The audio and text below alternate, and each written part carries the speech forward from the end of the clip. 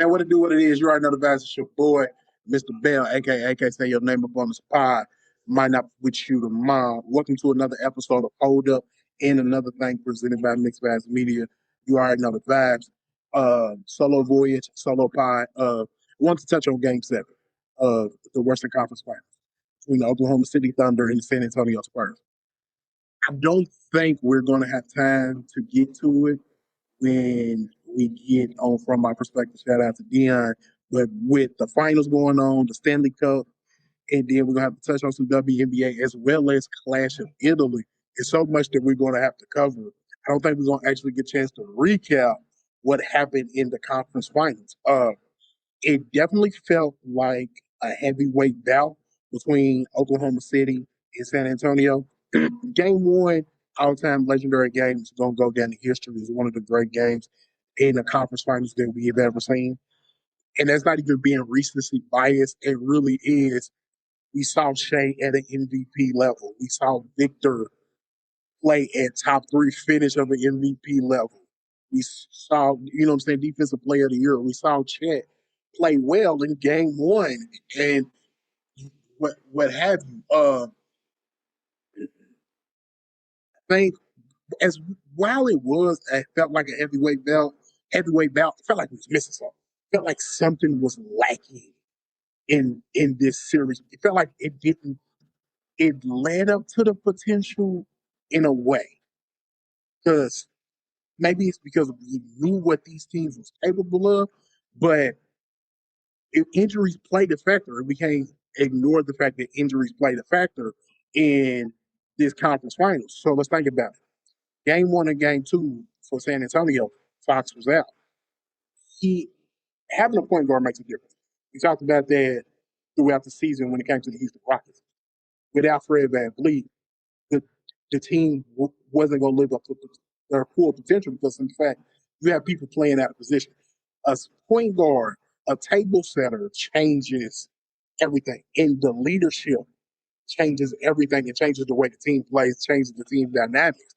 So you saw that in game, even though the Spurs won game one, game two, you saw that Capsule had all of these turnovers. Castle, it's just like he turned in the turnovers were wrong until when Fox came back, the turnovers went away. And then when you look at the Oklahoma City side of it, J Dub was out. Their second best player, their second best playmaker, and their second best player was out. He came back in game six, and you saw he played 10 minutes. He was a minus like 18 or something like that. And he only played 10 minutes. He had 1 point, 1 assist in the shot one of the shots he took. The shot that he did take was a 3 pointer that was off, way off, completely off. Then not only with JW being out, their third best playmaker and a similar player to JW, AJ Mitchell, was out. Their third best playmaker, their second best playmaker, and their second best player around J Dub, then AJ Mitchell, their third best playmaker, was out. So you didn't get to see Oklahoma City at their full potential, which is crazy. They went to a game seven, missing two key players, and then in game seven, another key player not playing up to his best potential. They still was in that game. They still had a chance. They still kept fighting. That shows how deep that Oklahoma City roster is and how I think this is going to continue to go for them. Because in fact, they got a bunch of young talent. And then they got still Sam Presti already showed that he could draft. He got more draft picks coming. Hell, I think he got two in this year's draft alone. He's going to be able to continue to build pieces around him, around Shaq. All right, so let's talk about game seven. It wasn't like Victor had this crazy 40-point game. The Spurs won this game as a team. Victor did what he was supposed to do in those key moments. Fox showed the importance of having a guy that has been around the block, who's been in this league for a while, who's capable of making plays, as well as setting up other people. And they also got the sixth man of the year, uh, knocked down two key threes and knocked down a key basket. I think The threes was in back-to-back plays. It, Johnson had those threes back to back, and I think the layup was later. He also got away with an over the back column. It happens. You know what I'm saying? I just remember. I ain't trying to throw no shade on the brother, but it was I think it was Shai. He went over the back, and I was like, so they not gonna call that. Ain't nobody going. Okay, cool. But Keldon Johnson, shout out to Keldon Johnson, like I said, 6 man of the year. Um, and then Dylan Harper, he has struggled. Like the first game, he played well, and he has struggled throughout the series. He ain't struggled in game 7. And then he knocked. It's like he did that. He knocked down that first bucket, and he looked. He put his hands together and looked up to the sky because it's like I finally got one to go. He got his confidence back. Champagne. I hope I pronounced that right. If I did, my brother, I apologize. But he knocked down. He's a sharpshooter for real. When you think of a 3 and D wing, that's hey. Once he get rolling, you see it. He gets rolling. That brother was able to knock down some shots. So the San Antonio Spurs won that game not just because of Victor, but also because of the others, because of the team. And we ain't even talk about Marcel and Castle, right? You know what I'm saying? Because we know what they are capable of doing too. They won the game because of the others. Oklahoma City Thunder. They was playing at a disadvantage, but they still was able to produce. They were still able to hang on and win games in this series. And this game was close because Shai he was the MVP. My biggest takeaway from Game 7 is Shai showed that he is an all-time great, and he was the MVP. Even in defeat, Shai showed that he's that guy. He's that level. He's on a different level than a lot of the other players that's playing in this league currently. And that's hard for me to say because they beat my faces last year in the finals, and I wasn't happy, right? And I don't like to give Shai too much credit, but I want to give. Plus he went to that school up the road down in Blue. You know what I'm saying? I don't even remember him playing there, but he went there. Just like John Calipari is a master recruiter because it's so many UK players that's in the league. From the time that John Calipari was there, it's like, damn, they could put 2 rosters together of just UK players. And I don't give the credit to UK. I give the credit to John Calipari. I like John Calipari. Still don't like this school. Ever have, don't get. Either here or there. But like I said, back to Shai showed that he was the MVP. Cam Wallace, another UK player, showed that he wasn't scared of the moment. Cam Wallace said, "Okay, there's some they need points for me. I'm gonna give them shots." He was taking the threes. He was hitting the threes. He missed a couple late, but that like I said, this was 2 minutes in other situation where they just happened to hit threes up to even be in contention to even have the opportunities to win this game. So I don't even fault him for those. Um, Jared McCain. Let's spend a couple seconds on Jared McCain. The Oklahoma City Thunder got Jared McCain for a Gatorade and a protein bar. That's all they gave up was a Gatorade and a protein bar. And they got a guy who would attack the basket versus Big Vic. I don't, if y'all watched the series, I hope y'all did. Y'all saw what I saw. Jared McCain would go in the paint and find a way to get the layup over Vic. Most people, most NBA players we have seen, you got that 7 foot, they got that 7'5" dude down there in the paint. They're gonna either back it out, and find another way, do a step back, whatever the case is. And a lot of times he still blocks those shots.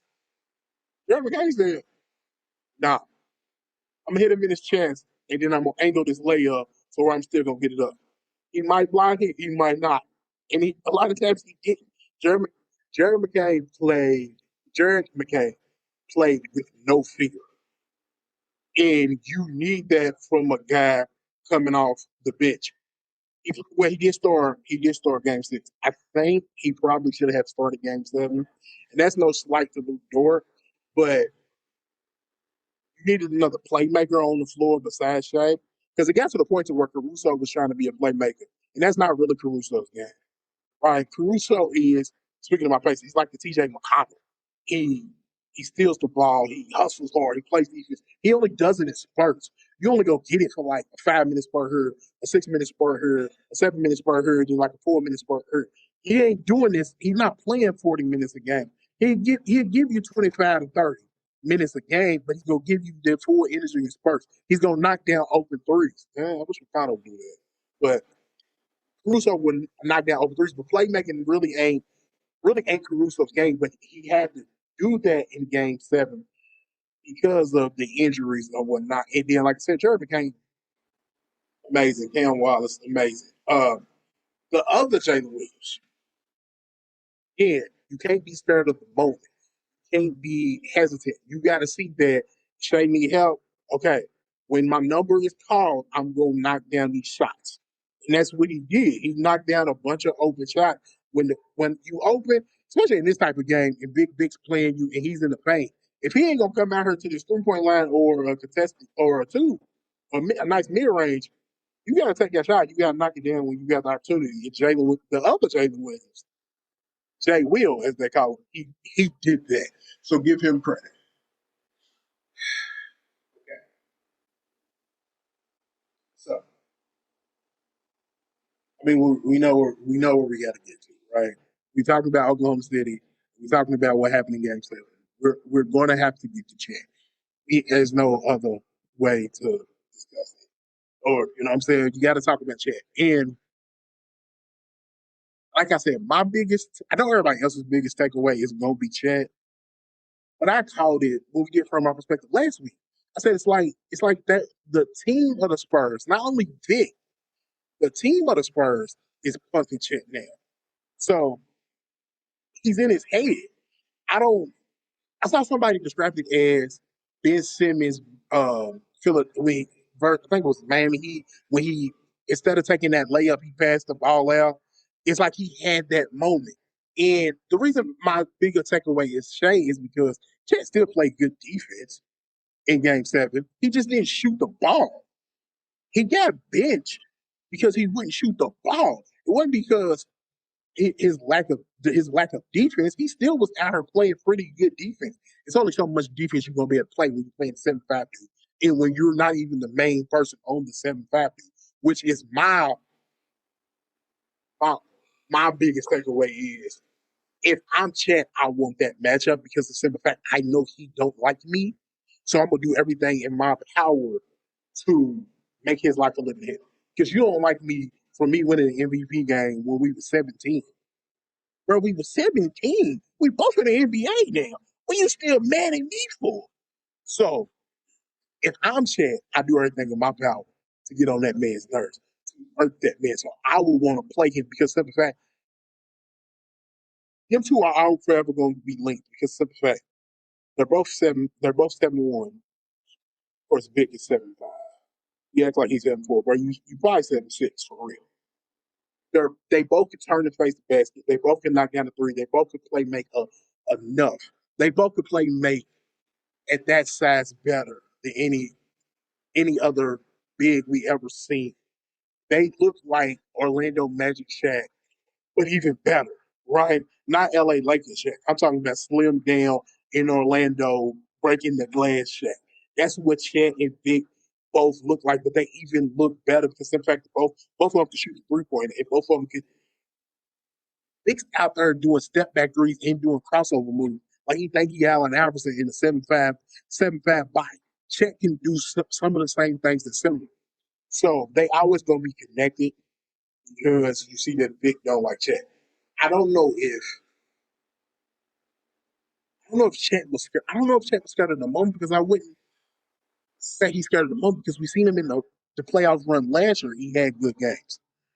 And he was third team All NBA this year. So we see that it's there. I don't. So I don't want to say he's got in the moment. I just can't explain it.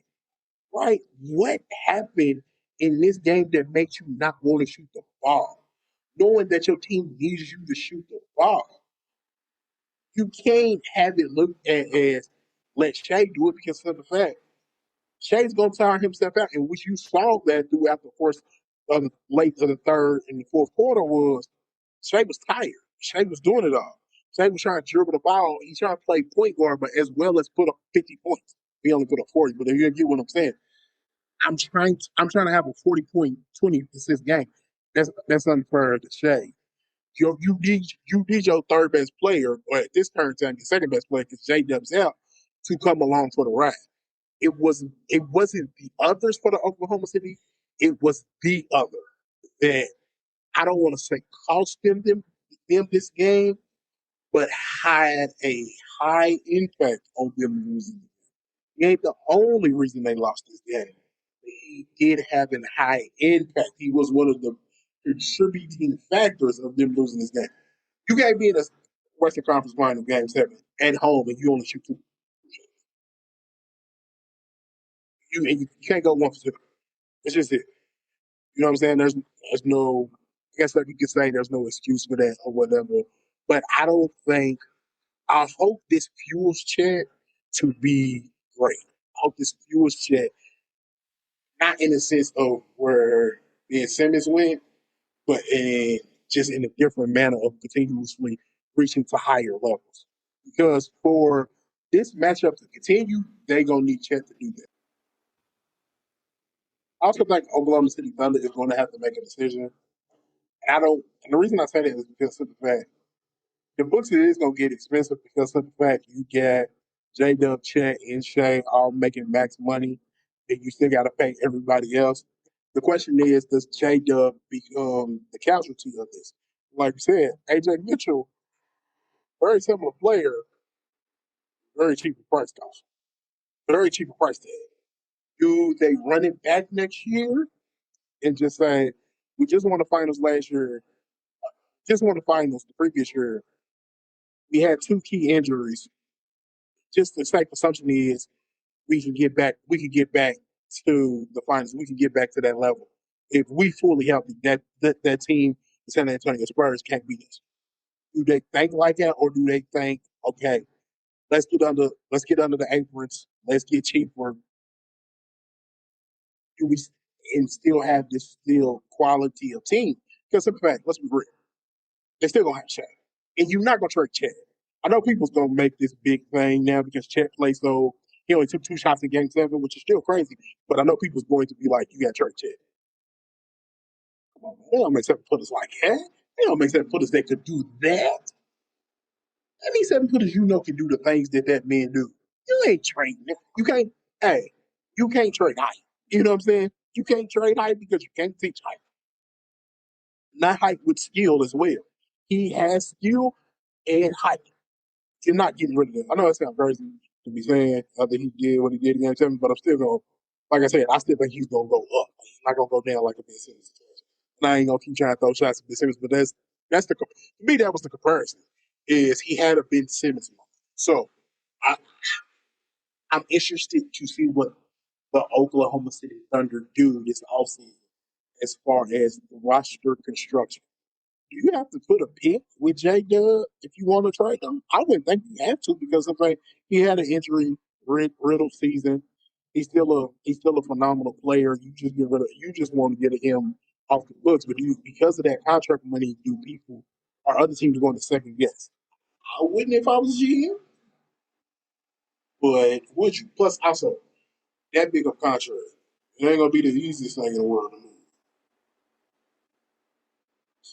It ain't a Booker contract, but it's still a big contract. It's not going to be the easiest contract in the world to move. So yeah, I'm I want to see what Oklahoma City is going to do this offseason. I'm excited to see the finals between the Knicks and between the San Antonio Spurs. You get to see Big Vic on the stage, another 7 footer who can do the face to the basket, knock down the perimeter shots, play make a little bit. You got Carl Anthony Towns on the other side. Carl Anthony Towns also loves to foul, but he shouldn't foul. Bill, whereas the thing with Spurs, you got Castle, he get a little hot headed sometimes. So I won't. This is going to be an interesting finals. Me and Dion's going to fully break that down on from my perspective. But like I said, I want to give y'all a hold up in another thing episode that covered Game 7 because I feel like Game 7 I feel like this series, like I said, was a was a heavyweight championship bout. It the games in the middle wasn't the best. They was competitive, but they weren't close. If that makes sense. Maybe I'm looking at it with rose colored glasses on because they a lot of those games wasn't close. A lot of them was close. But game one and game seven delivered, especially game one, but game one and game seven both delivered and had high expectations going forward. Because that's something I think both of these teams are still gonna be in conference finals. Unless Minnesota gonna get obvious. These are the two teams that I still think will be favored to make the conference finals next year, and they're gonna keep hitting their head against one another. But I'm gonna go home for a minute, right? Watching this game seven, Oklahoma City versus San Antonio, made me come to the realization, which I had already felt like this, but it solidified it for me. And I know, if this was a fifth, we all be drunk. But let me tell you something. If Tyrese Halliburton didn't get injured in that game seven, because we only lost by 12. If Tyrese Halliburton did not get injured in that game versus Oklahoma City Thunder, my Indiana Pacers is the champions. And we would be looking to repeat because of the fact Tyrese wouldn't have been hurt. He wouldn't be hurt right now. We would be champions. Am I crazy to say that? Y'all let me know. Tell me what y'all think. If y'all think I'm crazy to say that, I think we would be champions. To me, it showed that we could have hang with them and we could continue hanging with them. I want to talk about the Pacers real quick before we get up out of here. There's a lot of there's a lot of rumors going around about a Trey Murphy the third trade from the New Orleans Pelicans. I think Trey averaged like 18, 19, 20 something points a game last year, but he makes like $25 million, 25, $27 million. So the only way we're gonna be able to trade for him is we're gonna have to get rid of the core seven. And I more than likely it'll either be Hart, Neesmith, or Obi Toppin and TJ. Some package of them four or one of those or whatever. One of those is some other players or two of those because you got to make the money work. Okay. Here's my issue. One, I don't think we have the depth to get rid of more than one of those players at a time. I don't feel like my Indiana Pacers have the depth to just do a trade where we get rid of two key players to bring back in. We don't have that. And I don't. Maybe the team has more confidence in the people at the end of the bench than I do, but I don't. I don't because I seen him play a lot this year. Everybody was hurt. I seen him play a lot this year. I don't have the most confidence in those guys. I think they are into the bench players, but I don't know if they're rotational players. So giving up more, giving up two players for Trey Murphy the third, I think it's going to hurt the team. If it was one, I think the common one would be Nimhard because of the fact because you bring in a shooting guard, he is the current shooting guard, so he would just be an easy trade. But you can't get rid of Nimhard in somebody, and I don't want to. I don't, you know, maybe it's just a fan of me talking. I wouldn't want to give him nobody. I just want to break Trey Murphy third and add it to the team. But I understand that's not how salary caps work. I don't. I think I look at Neesmith and Nimhart as B minus wings. Some would say C plus, but I look at them as B minus wings. I look at Trey Murphy the third as a B plus wing, but to get a B plus wing from C plus or B minus wings, you got to give them something else. If we don't have a draft pick, let's not go down that rabbit hole. So, I mean, yeah, I won't. I would love to get Trey Murphy the third, but I just don't think we got the pieces to get Trey Murphy the third to be an Indiana Pacers uniform. I think it will cost too much for him. He up in Indiana hanging out. Him and Tyrese is cool. When you see a person hanging out and you keep hearing a bunch of smoke, you keep hearing a bunch of rumors, they say, where smoke is fire, something's probably coming. Just don't know what that something is quite yet. We will find out. Yeah, man, thank y'all for listening to another episode of Hold Up and Another Thing presented by Mixed Vibes Media. Man, y'all got time, check out From My Perspective Sports Podcast. Shout out to my boy Dion. We're gonna be breaking down the Stanley Cup in the finals. UFL, shout out to the Little Kings, they're going to the playoffs. So we're also gonna discuss that. And you know what I'm saying? We also got the Mixed Vibes Podcast. Shout out Jerry, shout out Quag. And then you know what I'm saying? Then respectfully wrong, shout out Joe. And then hopefully I said what I said. You know what I'm saying? Shout out my big son, shout out Shavon, shout out Ashley. But yeah, make sure y'all, you know what I'm saying, y'all got some time, check those out, and we're gonna get at y'all on the next one. Y'all be easy.